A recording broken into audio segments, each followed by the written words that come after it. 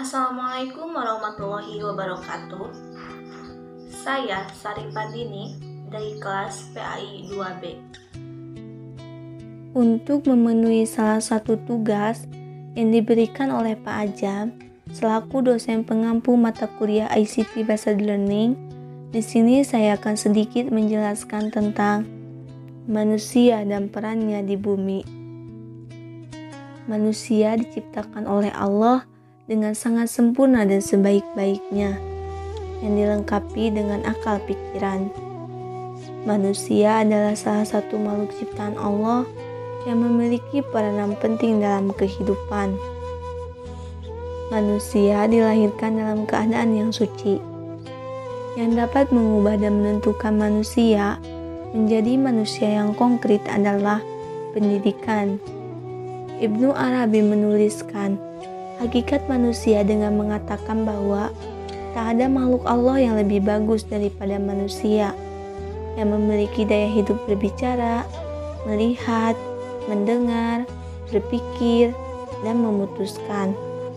Sebagai manusia, kita harus memanfaatkan semua yang ada di alam semesta dalam rangka ibadah dan mentauhidkan Allah. Manusia tidak lahir dengan sendirinya, namun Allah menciptakan manusia dengan adanya proses. Allah menciptakan manusia dengan 2 tahapan. Tahap pertama yaitu tahap primodia.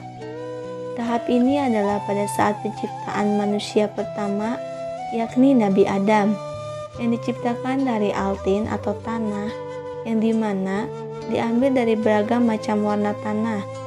Ada tanah yang berwarna putih, ada tanah yang berwarna merah, ada yang berwarna hitam, dan ada yang berwarna kuning. Ada juga yang bercampur di antara warna ini. Tanah ini diambil dari seluruh penjuru muka bumi yang berdasarkan kadar tanahnya, sehingga sesuai dengan warna kulit manusia. Lalu Allah bentuk manusia dengan seindah-indahnya. Kemudian Allah tiupkan ruh darinya ke dalam diri manusia tersebut. Tahap yang kedua yaitu tahap biologi. Penciptaan manusia melalui proses biologi yang dapat dipahami secara sains empirik. Di dalam proses ini, manusia diciptakan dari intisari tanah yang dijadikan air mani atau nutfah yang tersimpan dalam tempat yang kokoh yaitu rahim. Kemudian nutfah itu dijadikan darah beku atau alaqoh yang menggantung dalam rahim.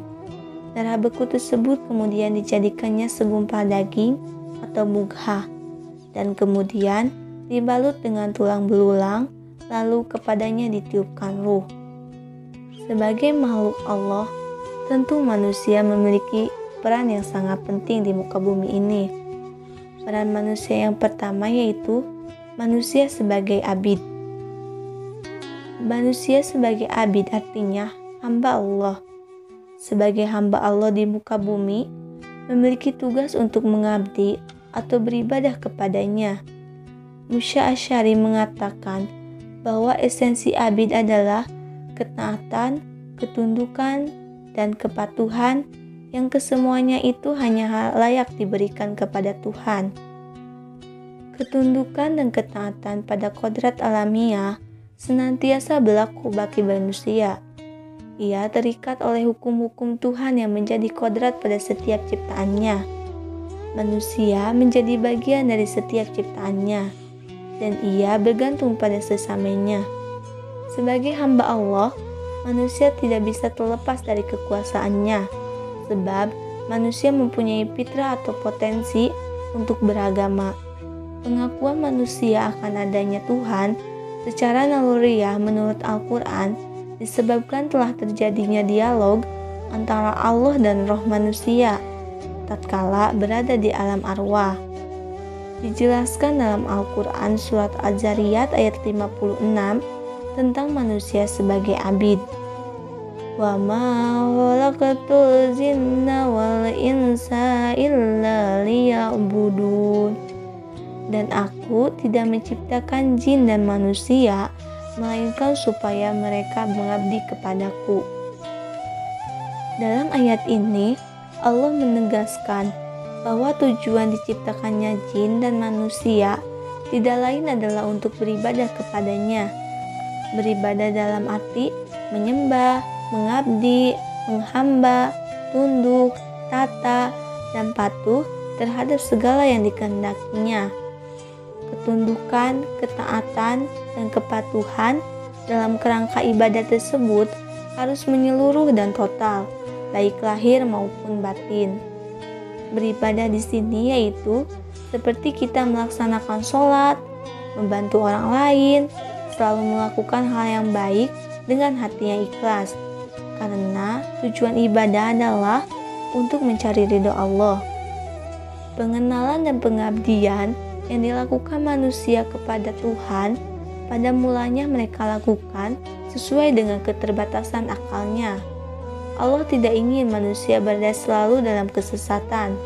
Untuk itu, Allah memperkenalkan kepada manusia cara melakukan pengabdian dengan pendekatan dan kemampuan yang dimilikinya, menghantarkan manusia mampu melaksanakan pengabdiannya sesuai aturan yang dikehendaki Allah. Peran manusia yang kedua yaitu manusia sebagai khalifah. Kata khalifah berasal dari fi'il madi, halapa, yang berarti mengganti dan melanjutkan. Khalifah yaitu proses penggantian antara individu dengan individu yang lain. Sebagai seorang khalifah, manusia berfungsi menggantikan orang lain dan menempati tempat serta kedudukannya. Ia menggantikan kedudukan orang lain dalam aspek kepemimpinan atau kekuasaan. Ada ulama yang mengartikan bahwa khalifah ialah yang menggantikan Allah dalam menegakkan hukum-hukumnya di muka bumi. Dengan kedudukan, fungsi, dan kelebihan yang diberikan Allah kepada manusia melebihi makhluk lain memiliki konsekuensi nilai moral religius. Untuk itu, manusia harus mempertanggungjawabkan semua aktivitas perbuatannya di hadapan Allah. Hal ini dapat dilihat dari sabda Rasulullah. Dari Ibnu Umar radhiyallahu anhu berkata, "Aku mendengar Rasulullah bersabda, tiap-tiap kamu adalah pemimpin, dan setiap pemimpin akan diminta pertanggungjawabannya terhadap apa yang dipimpinnya." Hadis riwayat muttafaqun alaih. Dijelaskan dalam Al-Quran, surat Al-Baqarah ayat 30, tentang manusia sebagai khalifah. Wa idh qala rabbuka lil malaikati inni ja'ilun fil ardi khalifah. Qalu ataj'alu fiha may yufsidu fiha wa yasfiku dima'a wa nahnu nusabbihu bihamdika wa nuqaddisu lak. Qala inni a'lamu ma la ta'lamun. Dan ingatlah, ketika Tuhanmu berfirman kepada para malaikat, "Aku hendak menjadikan khalifah di bumi."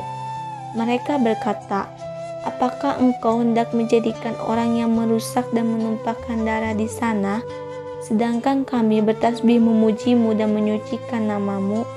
Dia berfirman, "Sungguh aku mengetahui apa yang tidak kamu ketahui." Dalam ayat ini disampaikan informasi bahwa sebelum Allah menciptakan manusia pertama, yakni Nabi Adam, Allah menyampaikan kepada para malaikat bahwa Allah hendak menjadikan khalifah di muka bumi, yaitu manusia. Allah menunjuk manusia sebagai khalifah merupakan penghormatan kepadanya karena kelebihannya dibandingkan makhluk selain manusia. Tidak terkecuali yaitu malaikat. Dengan penunjukan manusia sebagai khalifah, Allah juga bermaksud mengujinya sejauh mana manusia bisa melaksanakan amanah sebagai khalifah Allah di muka bumi. Dalam kesempatan ini, hanya ini yang bisa saya sampaikan. Mohon maaf bila ada kekurangannya. Wassalamualaikum warahmatullahi wabarakatuh.